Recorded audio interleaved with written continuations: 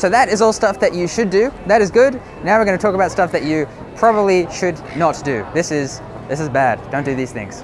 So a lot of the time we'll overhear a fellow outreacher speaking to a member of the public, and the conversation won't be going overly well, and we're going to get the urge to jump in and help them out.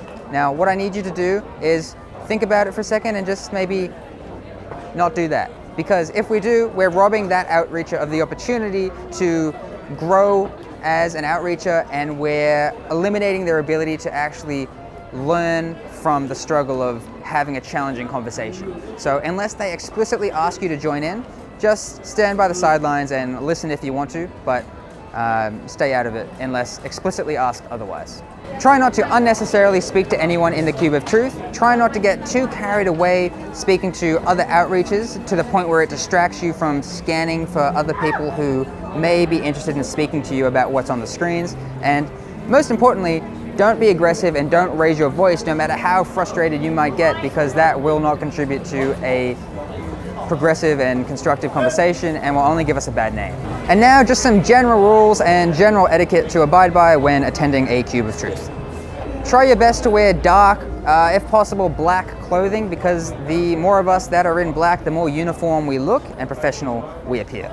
When you get here, there will be a table with information on it. Now, it is important that we don't leave any of our own belongings or objects on top of that table, because that will make it look much less professional than it otherwise would. Also, try your best to pack light, because there may be limited space to actually put your belongings.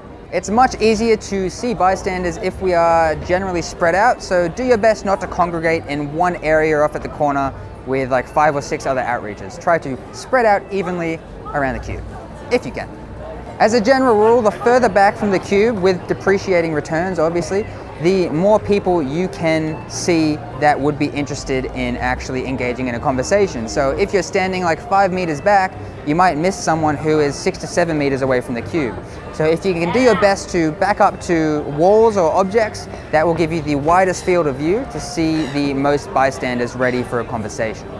After the cube, you will have someone come around to you and ask for your outreach number. Now that is the number that I spoke about earlier, the number that you took down in your head of the amount of people that are seriously going to consider veganism because of their conversation with you.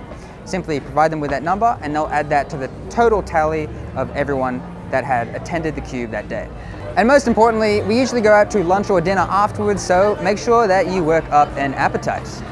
So you've had a lot of information, what to do, what not to do, etc. Hopefully it has made you feel more confident in coming down to a Cube of Truth, coming out to volunteer, meeting all of the lovely other volunteers, and all I have to say is, I'll see you at the next Cube of Truth, right?